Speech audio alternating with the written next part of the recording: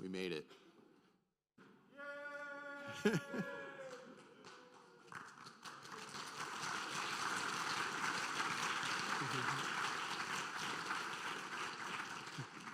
No, really, I am excited about that. It's always amazing and kind of sad to get to the end of the conference and know that as soon as we give away all our stuff, everyone's going to run off and we won't see you again for a year. You know, this is my social life. So, oh, that's sad.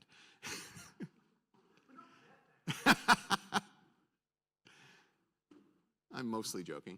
All right, so thank you all for sticking it out until the end. Welcome to our closing session. I'm sure that the prospect of winning a couple $1,000s worth of Lego did not sway your decision. This is another one of those exciting but sad moments. It's going to be cool to see who wins. It's sad to know I can't. But we're going to get moving on this. Every year, I start off by telling you how things stack up against previous years. And this is a tradition that Kirk and Kim and Nick were doing before I took over. So I've just been extending the list every year. It's getting a little harder to fit it on a slide, imagine that. But we started in 2009 with fewer than 150 people and one lecture theater at the University of Auckland campus. In 2024, we had 818 total registrations, taking over pretty much this entire building for 4 days. So I'd say there's been some growth. And you can see that right before we started charging a registration fee, we had our best registration ever. 1,127 people signed up to attend in 2020. Remember, that was a month before the first lockdown. Remember those? And we had 1,127 people register, and about 2/3 of that number actually turn up. So since then, we have had actually, I take it back, I think that 2021 was also still free. But then in 2022, when we moved here and things got a little more expensive, we started charging, and you see our numbers contracted a bit. So it's really great to see that we're getting toward the 2019 level again. Now, of course, I've mentioned next year is going to be OWASP Global AppSec Auckland. Same week, the 1st to the 5th of September. So put that in your calendars now and start saving up, because it's not going to be $30. It's going to be a full global AppSec event, which means there's going to be a lot of people coming from overseas. We're going to be trying to attract both attendees and speakers from throughout the APAC region. OWASP, for the global events, likes to have a slightly higher caliber of catering. So don't eat anything before you come. There's going to be a lot of food. And that will all, of course, be included in the somewhat higher fee.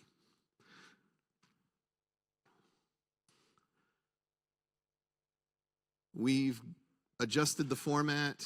2009 wasn't even a one-day conference. It was really about half a day. And then we've had a single stream for a few years. Then for 4 of the conferences, the team had a single stream in the morning and then 2 streams in the afternoon. So if you do the math, that's probably about 11 or 12 total talks. Then for 3 years, we did 2 full-day streams, which got us to about 16 talks.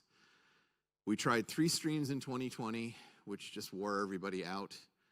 And in the end, it wasn't really enough. We had more talks than that. So we switched to 2 days and 2 streams since then. On the training side, we've had a lot of variation. That 2018, when there was 1 class, that was the first time I attended. So I went over to the Owen Glen building on a Sunday to be one of 6 or 7 people taking Kim's class. And then the conference was a 1-day event on Monday. Since then, we went to the 2-day format in 2020. We've had a few classes each time, mixture of online and classroom. So this year we had 1 class online, 4 that were in the classroom. Yep, one 2-day, one 1-day, and 2 half-days. So we had a nice mix of formats. And we had 56 total enrollments, which was good. I would not have minded seeing maybe a 1 in front of that, have about 140, 150. So again, save up. Come join us next year. A reminder that we have been on the air, and if you continue going to the sked.com site, when you open a session now, you should actually have a Vimeo link to the raw recording. So Vimeo captured the live stream and then held the recording. That's how it's supposed to work. Now, when I say the raw recording, as I said, basically it's from the time that the AV team starts the recording until they shut it down, which is usually several minutes longer than the period someone is talking. So you just kind of scroll through until you actually get to the content. Eventually, we'll get those videos downloaded, get them trimmed and cleaned up, and then they'll also be posted to our YouTube channel in that edited form. Okay, so join us for a drink, please. If you're walking, it's 1,600 meters, so about 20, 25 minutes, depending on your pace. If you want to catch transport, just go out onto Mayoral Drive. All of those 22 and 24 routes pass by this building and then head up Simon Street. So I know you can't, it's a little difficult to tell, but you can see where at the bottom of the map, the walking path just turns left a little bit. If you actually take a bus, the bus will go past that intersection, and the stop is about 50 meters down New North Road. Then you just backtrack and go down Mount Eden, and corner store is on the right. Is Dean here right now? Dean's not here because he's already over there. So just head into the back and find Dean, and he'll get the party started. Okay, so let's take another moment to thank our sponsors and do our best to be uproarious and overload the audio on the recording after I finish naming everybody. So our primary conference host was AUT. As I mentioned before, we are here as a sponsored event, which makes it much more economical to conduct. OWASP New Zealand, the OWASP chapter, is our organizer. Bastion Security Group signed on early as a diamond sponsor, and they've been a bulwark of our sponsorship program for years through their various name changes and acquisitions. Datacom was here as a gold sponsor. AWS joined the team this year, and we hope to see them again for many years to come. And 2 Degrees, this is their 2nd year sponsoring, and hopefully we'll keep seeing them with us. Our bronze sponsors, we had 84 Recruitment, Pentester Lab, Veracode, and Plexure. Okay. Applause. Yeah!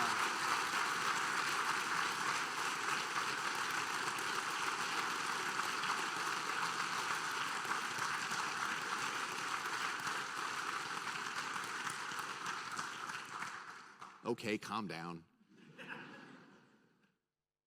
But thank you for that. And again, thank you to all of our sponsors. Your being here and the sponsor participation, the demos, the contributions they make are what keep this conference going.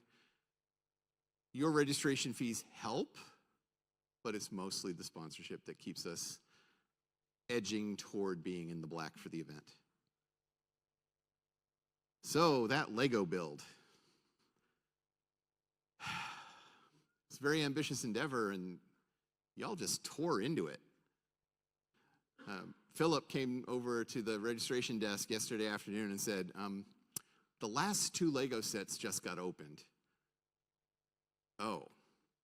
So Annika and I ran off last evening and went to the Lego store. You know, because of course, you know, the Lego store is just a couple kilometers away if you want to go shopping later. And picked up a few more sets. And by 10 a.m., they were all open and underway. And we finished, what, about 1:30, maybe 2 o'clock? They were all done. So Good job, everybody. Now go back and watch the recordings of all the talks you missed. So I'm going to turn it over to our AV team to show us the time-lapse video of the conference's Lego build. Ooh.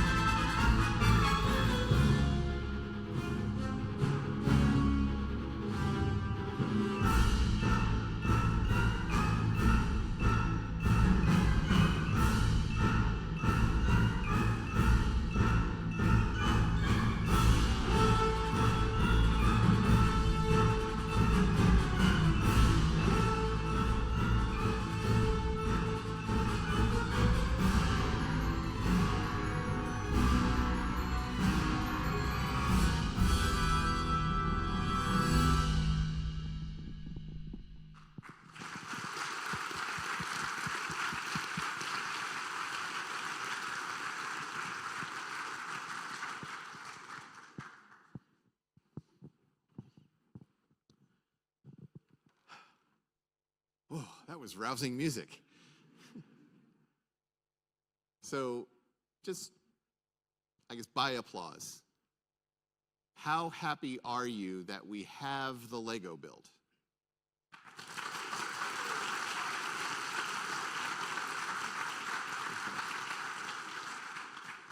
So, general consensus, we should keep doing it? Okay.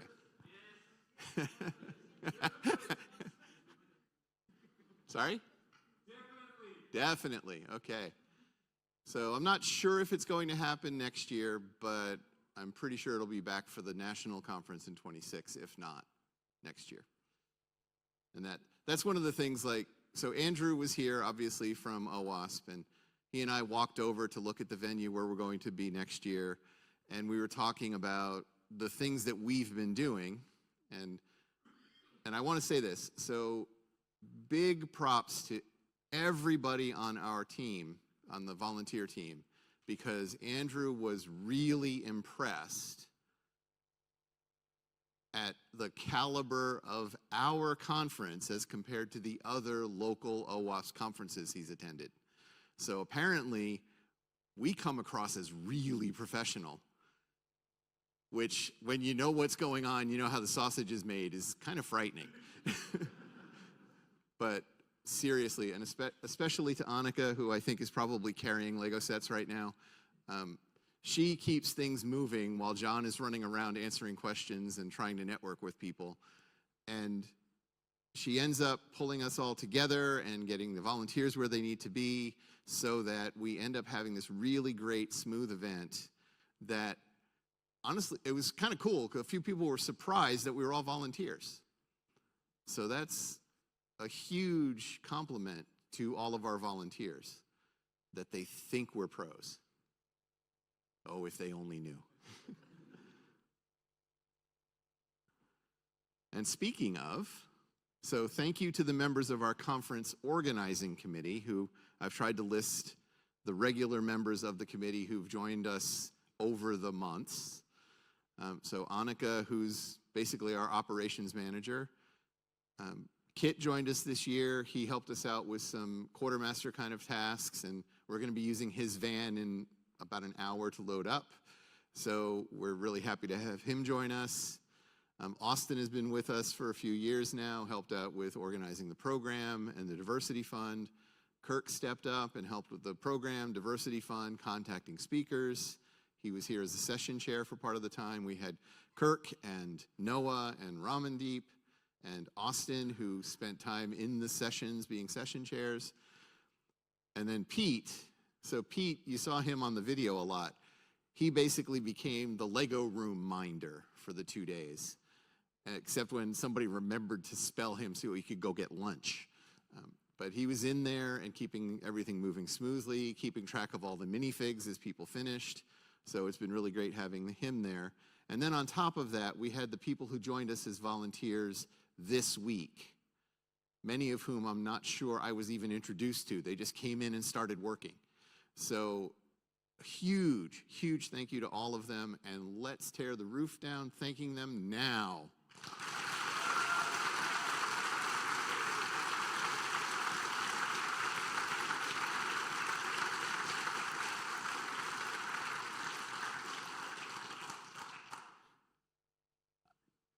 And again, props to Annika. I mean, there were people running around in blue shirts. I'm like, oh, who's that?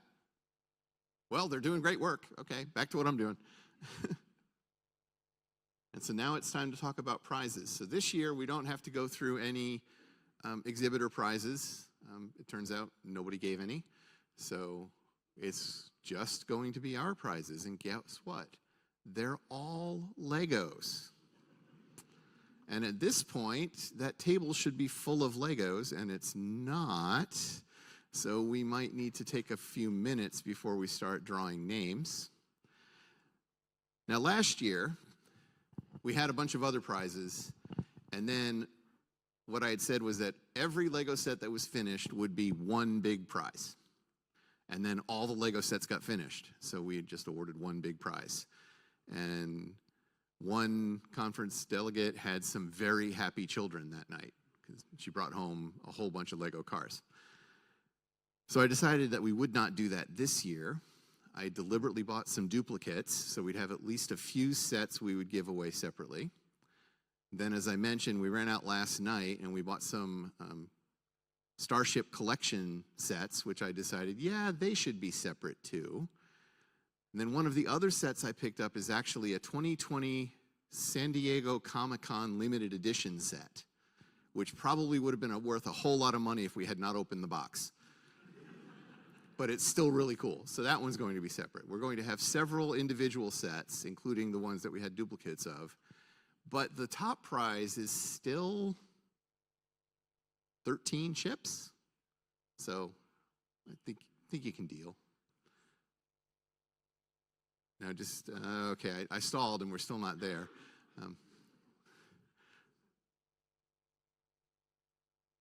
Okay, so it's time for Ask Me Anything.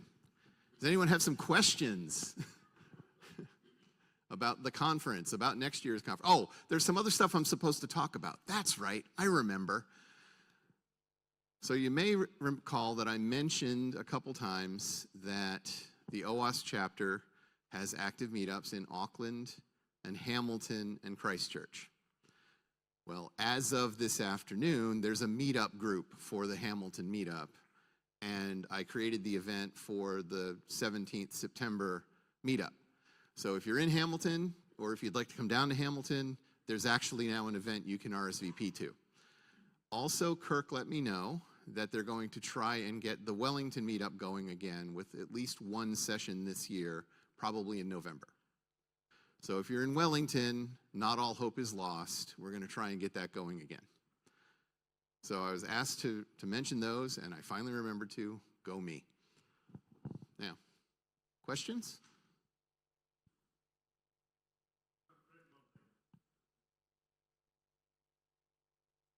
What's my favorite thing about threat modeling? Being done.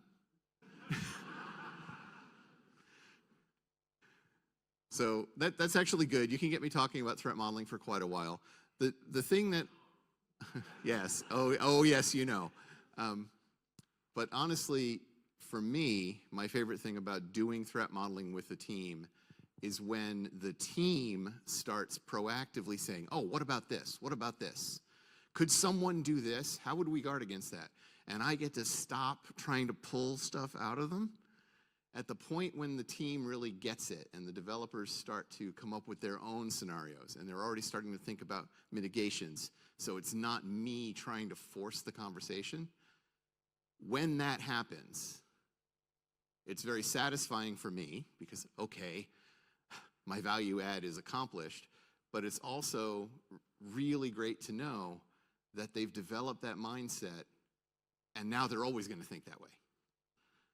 With a team that I was doing the virtual security champion for, there was a point when they started coming to me and saying, oh, hey, you know, we were having an architecture discussion and it occurred to us that if a person had this role in this application and this role in this application, they could steal money from the company. Oh, really? How? And we walked through it and I said, yeah, we need to write that up. So that's really great. Thank you for the question.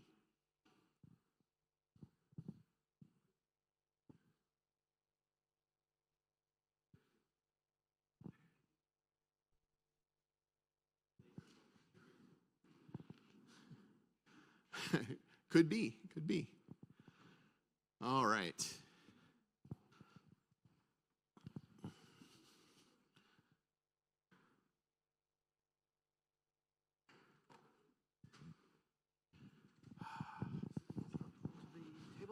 Yep, and I already broke this one. Go me. This is our first one, so let's put it out.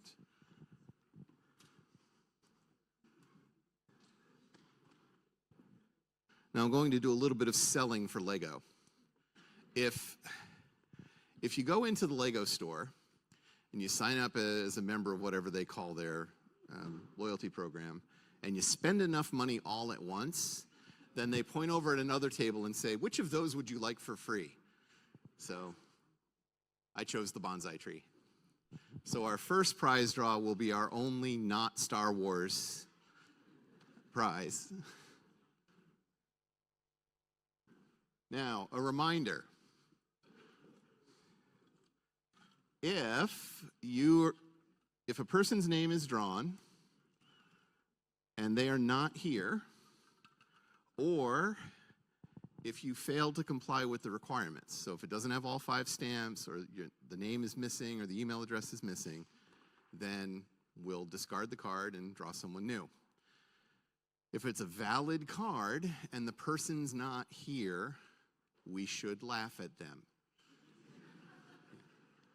And this is a tradition that I picked up from the Kansas City Developers Conference when I went to that for a few years, was that we would all, and it was always that the bully in The Simpsons laugh. That, so we can work on doing that in unison for anybody who's not here.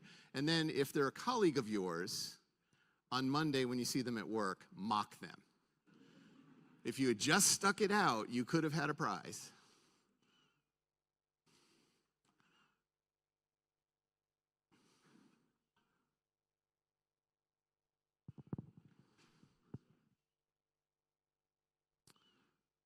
So our first winner, and they followed directions, that's good, is Const.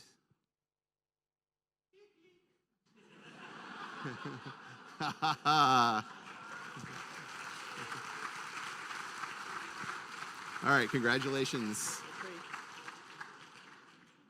So here's your set. Yep. And the little bag of spare parts and the instructions are in the box.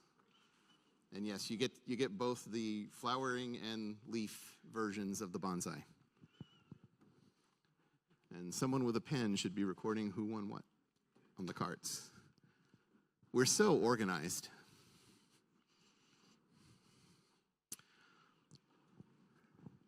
Our next one is going to be the Star Wars Pirate Snub Fighter. This is one of the ones that we actually have two of, so there's also one in the top prize.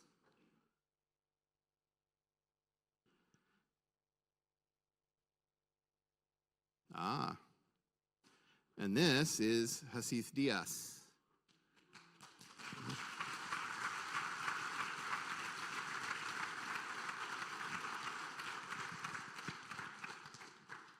Yep. And that's that one right on the front corner. Congratulations, Hasith.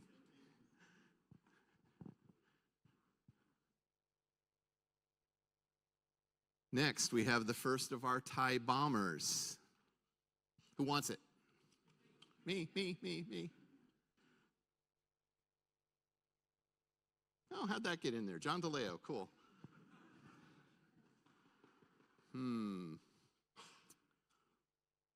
Is this a first name, a last name, a handle? I don't know. Waruni?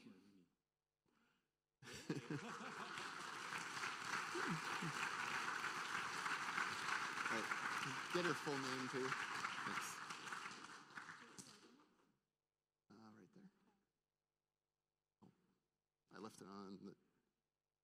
I left it right. Oh, here's somebody who did it. So, oh, Waruni. So, what's your full name? Oh, you're gonna have to come down and write that out. Sorry. Oh yeah, I can totally spell that.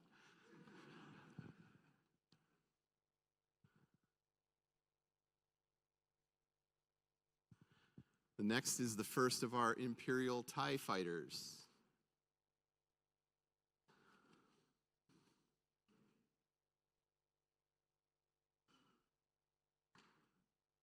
All right, before I call this name, just by show of hands, how many of you spent some time in the Lego room?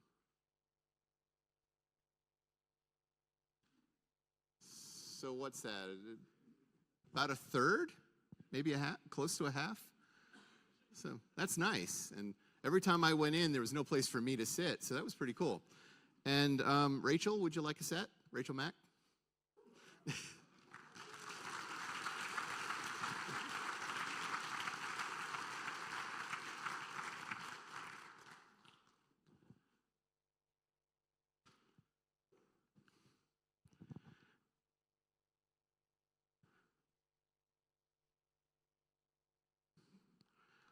Okay, now we get to the ones I bought yesterday. So we picked up 4 ships from the Starship collection, and having looked at these, I need to put up some more shelves, because this is a collection I think I might be starting. And so our first one we're going to do is the Invisible Hand.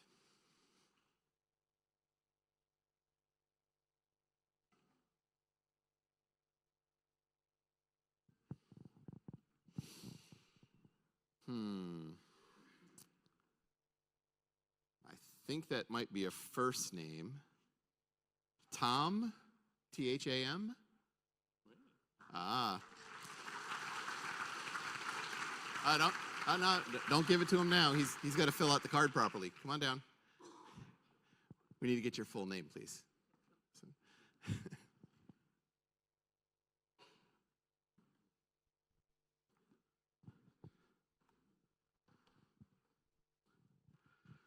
The next one,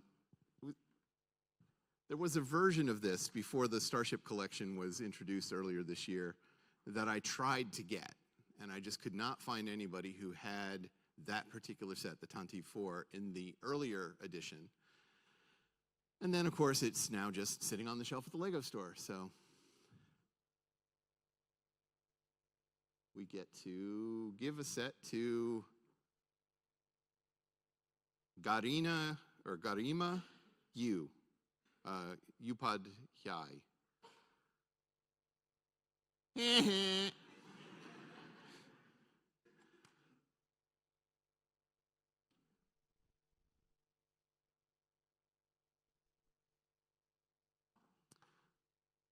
Sergei Arsenov, or Aksanov.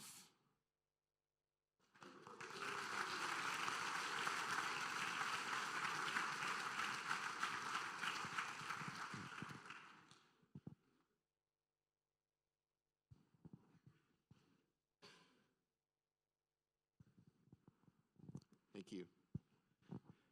I'm not going to try and shake people's hands as they're balancing the boxes. I started to, but then, like, oh, that's not going to work. Okay, go for it.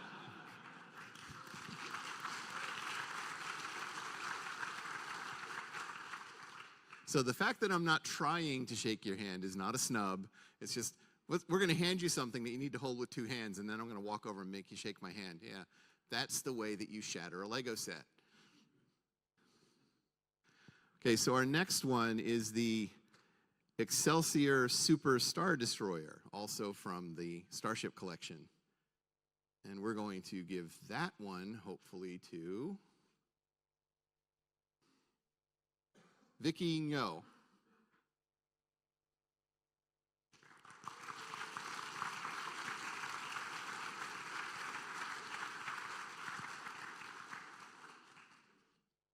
Oh, I know what I'll do. I'll come over here and shake your hand, and then they can hand it to you.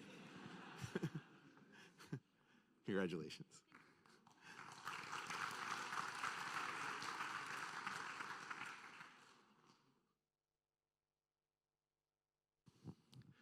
And this is another attempt at doing a Millennium Falcon, only on a much smaller scale, and it worked this time. Anyone here 2 years ago when we almost finished the Collector Series one? Teresa Weatherall.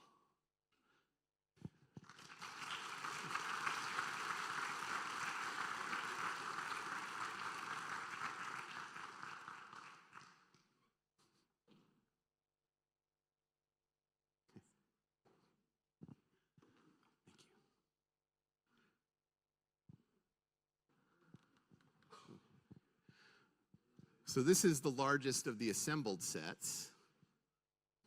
Ooh, the Justifier. And it's seeing ships like this and going, I don't recognize that, which tells me I'm way behind on my streaming viewing.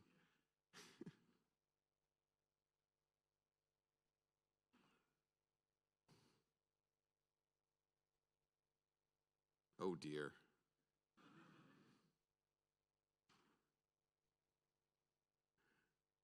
Okay, well, Lenny, if you're here, you're going to have to write your email address out much better than this.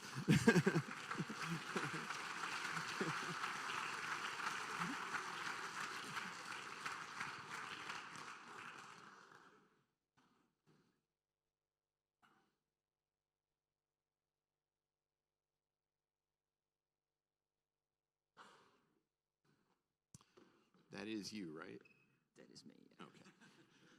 All right. So first, come over here and write it out legibly. I'll let her write it. Okay. Yeah. Let's all applaud Lenny's handwriting.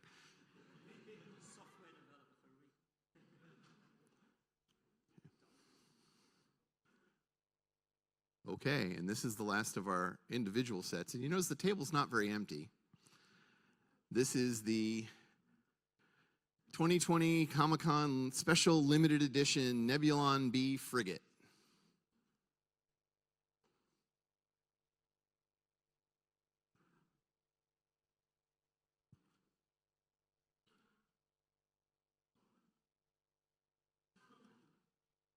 That one.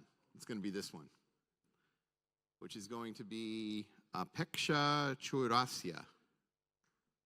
Or maybe not. Wow, Apeksha. All right. Ready? 1, 2, 3. Although, you know, we're doing pretty well. We've only had 2 misses so far.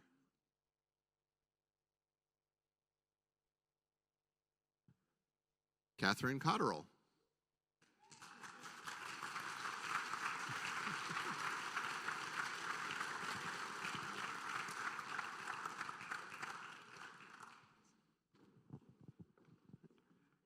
Congratulations.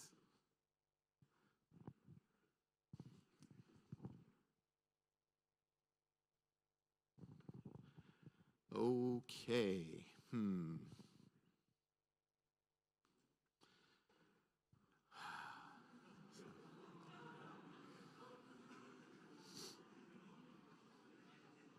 Just a few things. They'll come in the mail. No, they won't. You need to take them yourself. Okay, now, before you panic, if you are the top prize winner, you don't have to take them away today. Philip is happy to hang on to them over the weekend while you sort out transportation. If they need to be shipped, well, I don't know, we'll see what we can do. So we've been lucky so far. So last year, or 2 years ago, when we did the big set, the winner was from across the bridge and came back on Monday. And then last year, when we gave away all the sets at once, the winner was from across the bridge and came back on Monday. So let's see what happens this year.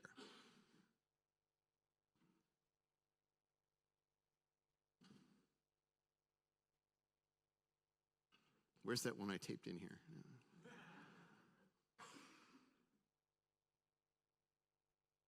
Blank.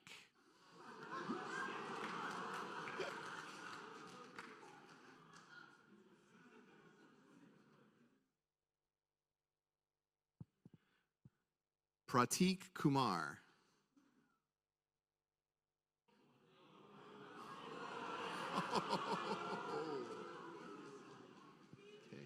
Okay.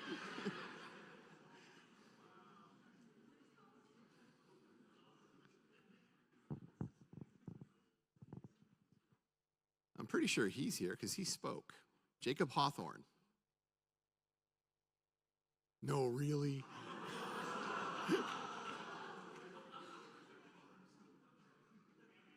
Okay. Oh. Right, okay, sure. Let me see that. Okay.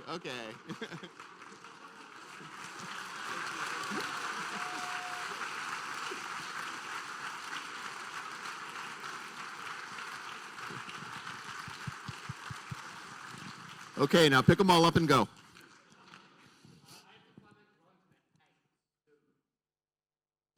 So, all right, so there's going to be an auction in 20 minutes. Cash only. All right, we'll have a conversation after we adjourn, see what Philip has to say, and that might be a good idea. We can get them over to your office here and then sort out how to get them to you, or maybe they just go on display in the office.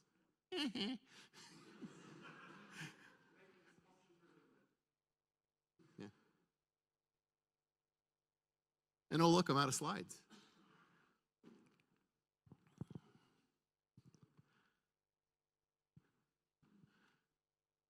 Doing these conferences actually is a lot of fun, except for that moment about a month before the conference when I see how few people have registered before the early registration deadline and how few people have registered for the training so far. And I go, we're going to have to roll up the company because we're going to lose so much money on this event. It's always uncomfortable. And we had a committee meeting where I was like, oh God, I don't know what's going to happen. We're going to lose so much money. We're not going to make it. And then the early bird deadline passes and we're at 300 registrations. And the conference is going to be a failure. What are we going to do? And then the late registrations start rolling in. And suddenly we're at 800 registrations. I guess you just want to pay extra. Okay. But really, it is and I'm saying this not just for us, but if you think about event organizers in general, it is so stressful and it's so worrying to be, I guess nobody cares about this. I guess we shouldn't do it anymore, right up until the last minute. And we were talking, there was a conversation going on about the fact that apparently, like, promoters in New Zealand have this whole chain of venues that they can move back and forth among based on whether or not we bother to buy tickets, because we just don't. And then suddenly the Thursday before a Saturday concert, they'll sell out when they were thinking they might have to cancel. So please stop doing this to me. If you know you're coming, buy your ticket in May. Hey, I'm going to try to get super early bird registration pricing, so you might even save like 40–50% if you register in January or February. You know, get in there early, because we really want to be sure that there's enough interest to put the work in. And I put these guys through a lot when I'm stressing out on the calls 4 weeks out. And then 2 weeks out, I'm like, oh, okay. Yeah, there are the registrations. Now it looks like we might break even. Okay, we can relax. Let's get this done. But really, don't do this to us. On that note, once the mic goes on that note, I would like to take this opportunity on behalf of all of the volunteers, all of the conference committee, everyone who's attended. John, without you, you're the glue who brings us all together, makes this all happen. It is such an honor to work with you. It's always good to talk to you and help you bring this to life. So thank you. Everyone, thank John.